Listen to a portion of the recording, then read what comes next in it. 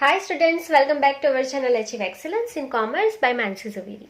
So previous video में हमने assets and उसकी जो टाइप्स है वो बहुत अच्छे से सीखे थे। आई होप कि आपको पूरा समझ में आ गया है। किसे फिक्टिशियस एसेट्स कहेंगे, किसे रियल एसेट्स कहेंगे, किसे टेंजिबल, किसे इनटेंजिबल एसेट्स कहते हैं, वो पूरा आपको समझ में आ गया होगा। Current asset, non current asset, उसमें कोई भी डाउट आपको नहीं रखना है। ठीक है, चलिए आज का हमारा वीडियो और भी इंटरेस्टिंग होने वाला है। हम आज सीखने वाले हैं रिसिप्ट किसे कहेंगे, पेमेंट किसे कहेंगे, मतलब एक्सपेंडिचर किसे कहेंगे, और उसके टाइप्स जो है वो कौन सा है। ठीक है, चलिए तो शुरू करेंगे। सबसे पहले रिसिप्ट किसे कहेंगे। ठीक है, आपको पता ही है रिसिप्ट मतलब आपको जो इनकम हुआ वो।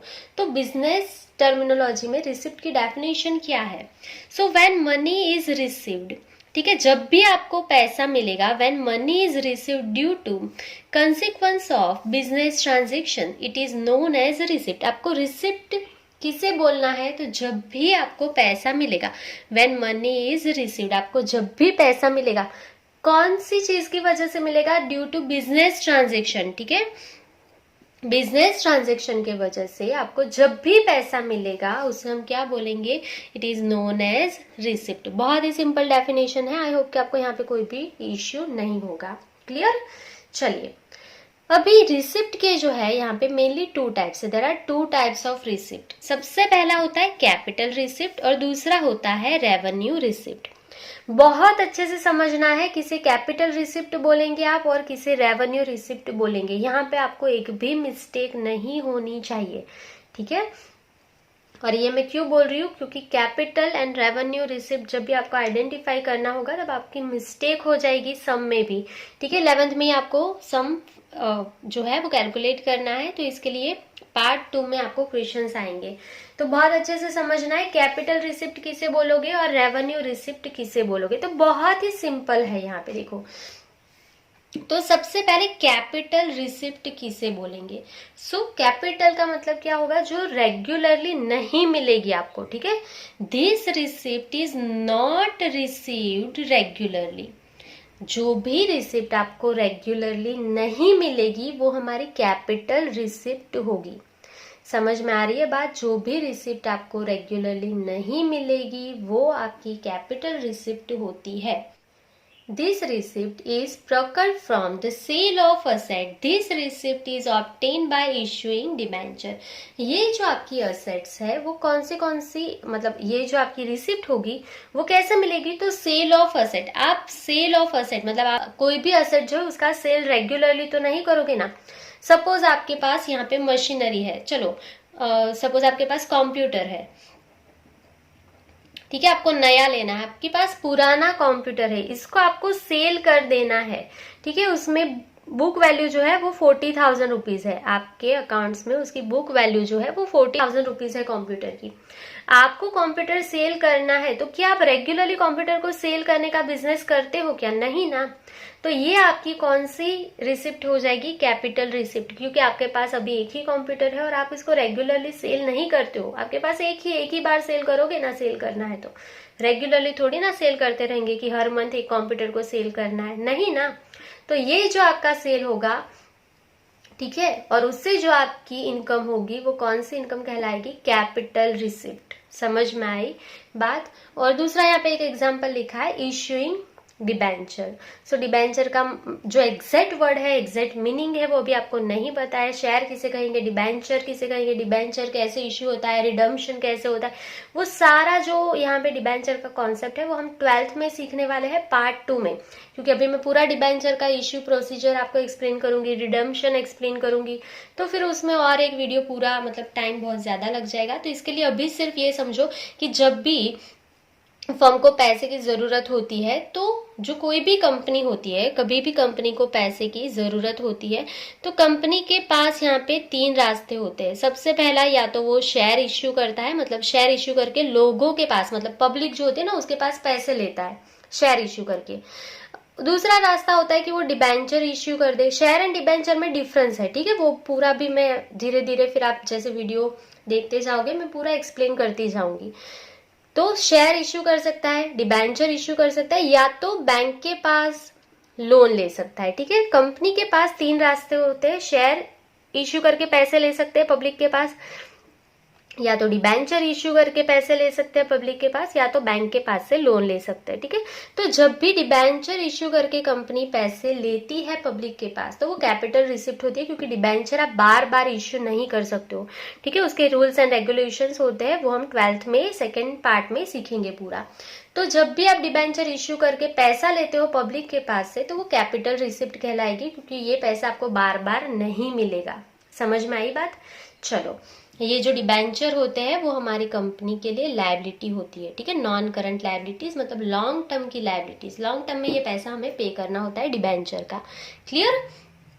चलिए, अभी मैं डीपली डिबेंचर आपको जो है एक्सप्लेन नहीं कर रही हूँ, क्योंकि फिर ये पूरा रह जाएगा हमारा डेफिनेशन का टॉपिक। सो कैपिटल रिसिप्ट बहुत ही सिंपल था। जो भी रिसिप्ट आपको रेगुलरली नहीं मिलती है वो रिसिप्ट को कैपिटल रिसिप्ट बोलोगे आप। जो भी रिसिप्ट आपको रेगुलरली नहीं मिलेगी वो सारे रिसिप्ट आपकी कैपिटल रिसिप्ट कहलाती है। क्लियर? दूसरी बात, रेवेन्यू रिसिप्ट किसे बोलेंगे? तो जो रिसिप्ट आपको रेगुलरली मिलती है, ठीक है, वो आपकी रेवेन्यू रिसिप्ट होगी।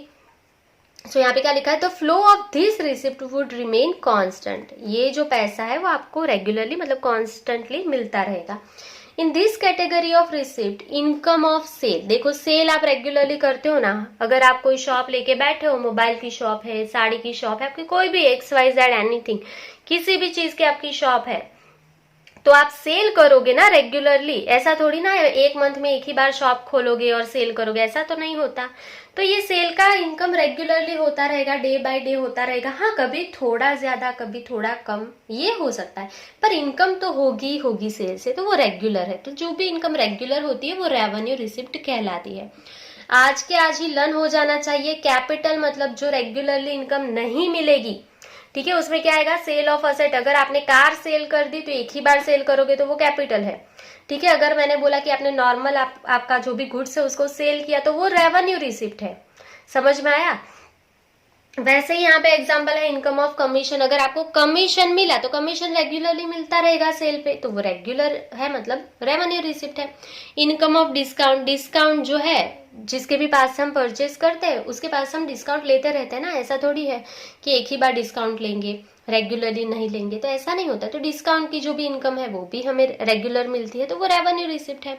उसके बाद इनकम ऑफ रेंट, अगर आपने बिजनेस का जो भी कुछ है, अगर आपके पास एक्स्ट्रा यहाँ पे बिजनेस का फर्नीचर है या कुछ भी है, ठीक है, अगर शॉप है एक्स्ट्रा और आपने यहाँ पे रेंट पे दिया है, सो उसका रेंट आप पर मंथ लेते रहोगे ना, ऐसा थोड़ी है कि एक ही बार रेंट लोगे और फिर उसको दे दोगे शॉप, नहीं ना। तो वो रेगुलर पर मंथ मिलता रहेगा, तो वो आपकी रेगुलर इनकम है, मतलब रेवेन्यू रिसिप्ट उसे हम बोलेंगे। ठीक है, ऐसा मत लिखना कमेंट में कि शॉप का रेंट 1 महीने लेट दिया तो इट्स ओके, लेट दिया फिर भी मिला तो सही ना, रेगुलरली मिलेगा ना, तो इसके लिए वो रेवेन्यू होता है। क्लियर? चलिए, उसके बाद आगे लिखा है this kind of receipt are arise frequently. ये जो रिसिप्ट होती है वो आपको रेगुलरली मिलती रहती है। ठीक है, तो बहुत ही सिंपल है आइडेंटिफाई करना।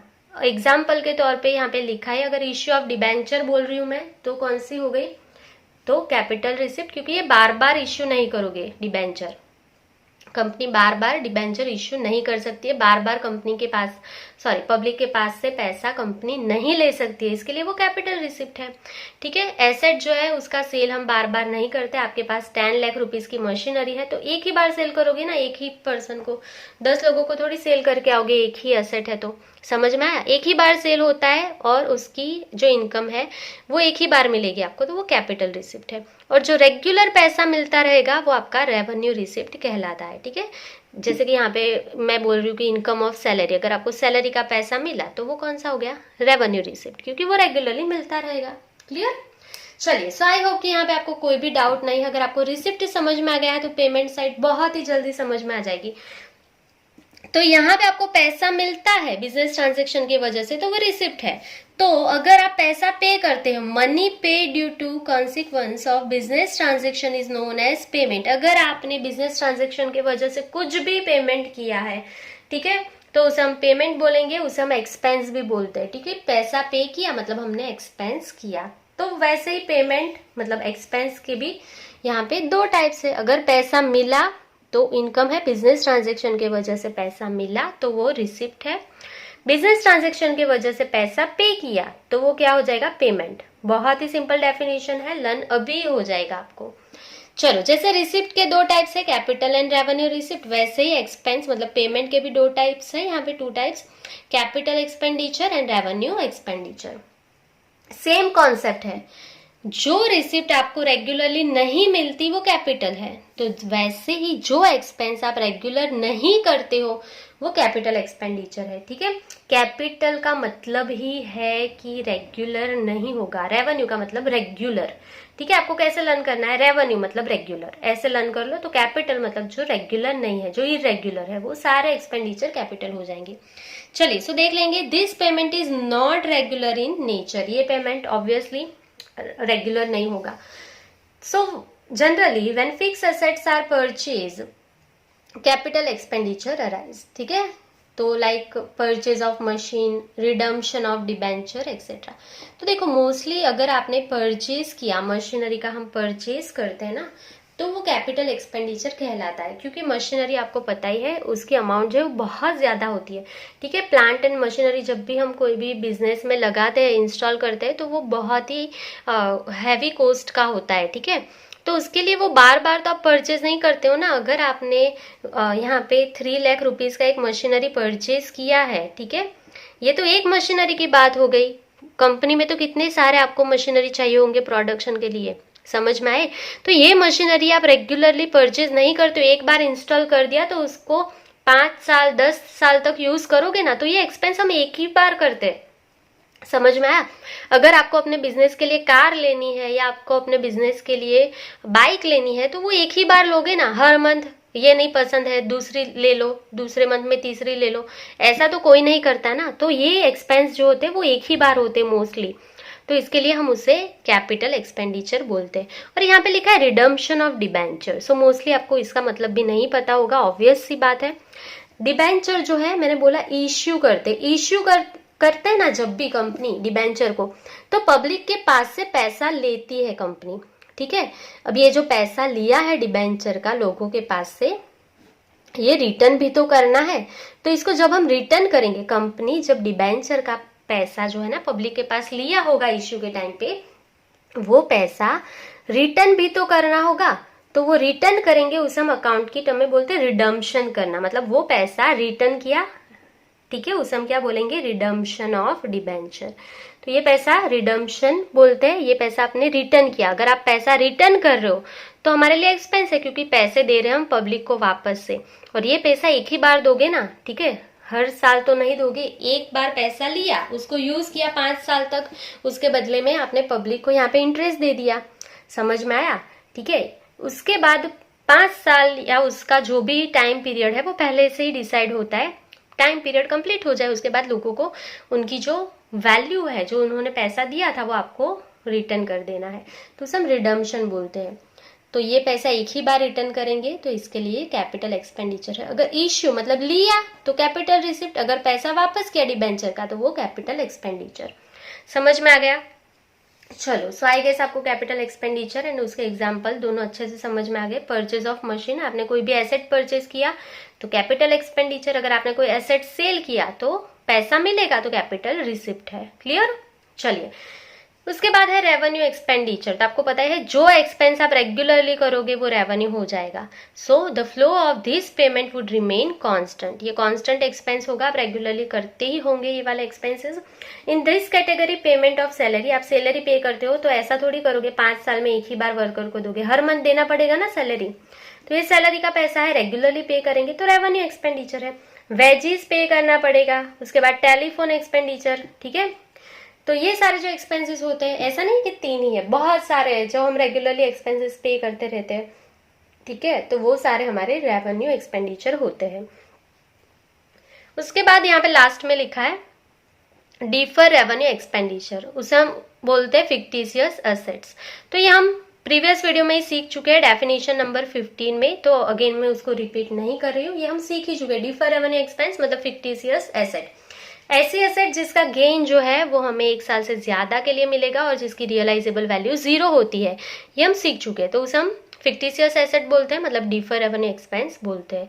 तो दोनों एक ही है, तो आप वहां से भी डेफिनेशन लिख सकते हैं अगर लिखना चाहते हो तो। चलिए, सो मैंने पूरा एक्सप्लेन कर दिया। रिसिप्ट के दो टाइप्स है, capital and revenue receipt. Payment मतलब एक्सपेंडिचर के दो टाइप्स है, capital expenditure and revenue expenditure.